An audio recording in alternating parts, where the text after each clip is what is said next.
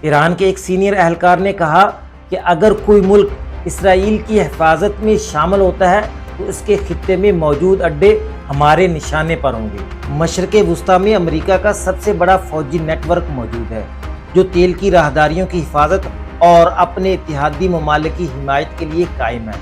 اب سوال یہ ہے کہ وہ کون سے امریکی فوجی اڈے ہیں جو ایران کی رینج میں ہیں اور جہاں وہ میزائل یا ڈرون حملے کر سکتا ہے۔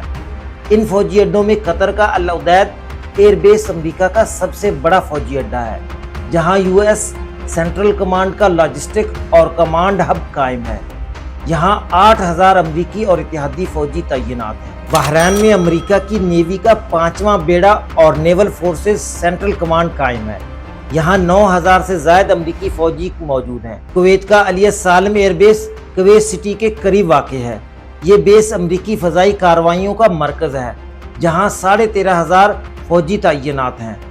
متحدہ عرب امارات کا الظفرہ ایئر بیس ابوظبی کے قریب ہے جہاں جدید ترین ہتھیار موجود ہیں۔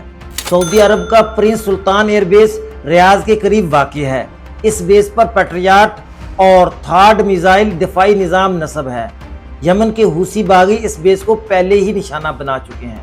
ان تمام اڈوں پر ہزاروں امریکی فوجی، جدید ہتھیار اور دفاعی نظام موجود ہے، مگر ایران کی بڑھتی ہوئی میزائل اور ڈرون ٹیکنالوجی ان کے لیے سنجیدہ خطرہ بنتی جا رہی ہے۔